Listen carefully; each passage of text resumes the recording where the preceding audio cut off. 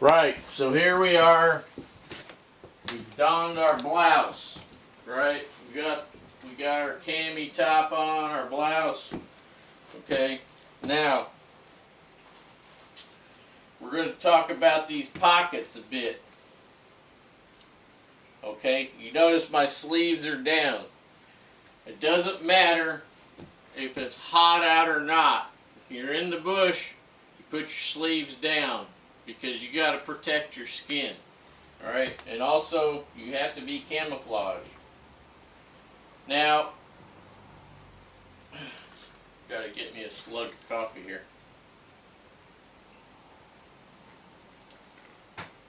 Now, when we talk about the blouses are this is like, you know, one of our layers now. So now we are actually fully dressed. We've got our top, our bottoms, we've got our survival kit on us. This is fairly tight against my legs so that when I'm walking around it's not swinging all over the place. There's not a whole lot in there, just the tin and the backup water filter, the Survivor series water filter, or whatever it's called. And that's in a lock sack. And then I got my Swiss Army knife on there, right? So, in case we lost our patrol pack, let's say we lost our patrol pack, we lost our belt kit, which we shouldn't do, okay? But there could be extenuating circumstances. What do we got left? We got what's in our pockets, okay? In our survival kit down here, right? So what do we keep in our pockets normally? Well, you're gonna have on your clothing. You're gonna have on your gloves. More than likely, you will have on your gloves. Now, I've got a couple of different sets of gloves here to show you. So these have armored knuckles. All right. So these got armored knuckles on these. That way, if you got to back fist somebody or something, or you're smacking into something, you know, protects your hand. Good grip for your primary. This right here is just a set of camouflage cotton gloves, something like this. These are kind of like a frog type camo, but this is better than this, okay? In the spring, summer, you know, we want to be camouflaged. Remember that. Now these right here, these are the bands that I've got holding my trousers against my boots down around the ankles, okay? So these stretch and they got a bit of Velcro there. So they pull real tight and then you're going to Velcro them together, right? That's what's down there. Now, a lot of you guys are either going to click with this or you're not. Okay, so I have a mask. I know it's spring, summer. It's going to be hot. But a lot of the times, if you're doing a reconnaissance type patrol, moving slow, or you've hidey-holed up somewhere, you know, just put a mask on. You ain't got to worry about camming up with the paint, right? Putting your makeup on. So you have cami paint in your belt kit, right? In your general purpose pouch. Keep that with all your other general purpose crap in your belt kit, right? But I like to keep a mask with me in my blouse pocket, right? So I like to keep that with me.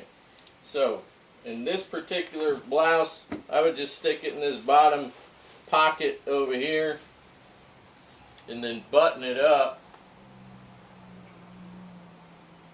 And then when I gotta go into the bush proper, right? So I've already gotten to a point, and then I'm, getting ready to go into the bush, and I definitely need my camouflage for my face. Then I get that mask out, put it on, right? And then go about my business. In this pocket over here, okay, this pocket over here, this is a pocket that I don't get into. You guys can organize your stuff any way that you want to. If you have a team, try to correspond with each other as to what you have in your pocket, so that if one of you expires, okay, you know what the most important items, where they are, right? So you could go ahead and get those very important items off of your buddy, so that other people don't get them if you have to move quickly, right? You got to keep that in mind. You have to keep it in mind that you may have to think and move very quickly, all right? If you get into a situation, you got to be able to think on your feet. You ain't got a lot of time for goofing around and thinking about things. A lot of stuff has to be automatic, okay? So in this pocket is signaling devices. So I got this mirror, right? You say, well, shouldn't that be in another pocket where you can get to it? No. This is for signaling. If I need to signal for help, or I need to signal another unit, okay, and I don't want to use the radio for communication because we need radio silence for some reason, then I can use this mirror if they're within view. If I got direct sight of the other unit, I could signal them with the mirror. Okay? I have a backup whistle. This is a jet scream. So this is the old jet scream whistle. I don't remember the brand, but I used to sell these at one time. They're quite loud. They're actually really loud. They're not as loud as the storm whistle that I carry in this pocket, but it's 122 decibels loud, and it's thin. Okay, so I got that and the signaling mirror here. So this is kind of my signaling pocket, right? So I got this. Okay, so instead of carrying a big VS-17, I took this handkerchief and I modified it. So I've got this outdoors style handkerchief, which has, on one side it has all this survival crap, which may or may not be useful to you, I don't know. And then on the other side it's just completely orange. Okay, there you go. Now what I did was I took my sewing machine and I took some 1-inch webbing, olive green webbing, flat webbing, and I just sewed each one of these is 2 inches long. Okay, just fold it in half, and I sewed on each corner. So I had about 3 or 4 passes back and forth on each corner. So I can hang that up with bungees, for instance, right? To signal either for help or a signal for another unit or so forth, okay? This is what we're talking about. So I'll just go ahead, put that together. Alright. Nice little square package. And then what I'm going to do is I'm going to stick this in my pocket on my blouse. Right? And you'll see that there's a mirror and there's this whistle, right? So if they touch like that, they're clacking, right? So what I'm going to do is I shove the mirror behind the signaling panel, Shove that behind the signaling panel, and then I'm going to shove the whistle in front of the folded signaling panel. That way they have the signaling panel bundle between the two. You see? Keeps them quiet. Now, both of these lower pockets I haven't modified yet, but in the next day or two they're going to receive a piece of paracord from one side to the other down here. Okay, so it'll be sewn on one side and sewn on the other side, and then I'll have a length in the center there that I can lanyard stuff off to if I need it, right? So that's what I do with these lower pockets.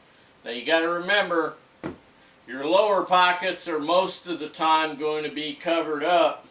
They will be covered up, so this is pretty flat.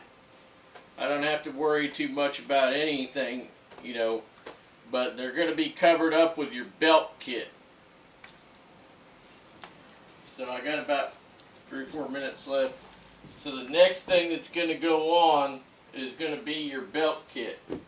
Now this belt kit isn't quite complete yet. I'm still working on some stuff. Okay, still working on some stuff. But I made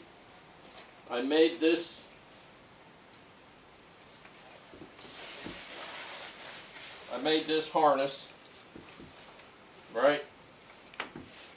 So when I put this on, as you can see, these bottom pockets, right? Okay, these bottom pockets are down there, and when I put this on, you're going to be covering the bottom pockets. So if you want anything out of there before you go in the bush, like your mask, take it out of the bottom pocket, button it up, and then go ahead and put your belt kit on. Alright? Now, let's go ahead and finish up with the blouse. This top pocket up here, this is more or less stuff that I will not need. I will not need this all the time, right? But I have it set up already with paracord sewn in there. That's in a video here, a couple videos ago. You can go watch that. And in this pocket, I've got earplugs, hearing protection, right? So I got those in there. I've got this ditty bag. Now this ditty bag, on the inside I have an MC2 backup compass, global compass, okay? And I've got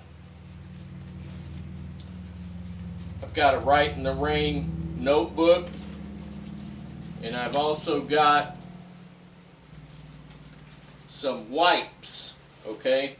So these wipes are in a lock sack bag. These are basically cotton, round cotton, you know, face wipes. I put those in the bag, and I poured in some 99% rubbing alcohol, squeezed the air out, locked it off. And so what these are for is when I do anything, if I do anything on my map case, my dry erase marker, I can just wipe it off, right? Okay, so we've got about a minute left, so I'm going to go ahead and wrap this video up, and we will come back in another video and continue, because that's what we do. We break contact, and then we'll continue mission, right? Break contact, continue mission, because that's what we do. See you in the next one.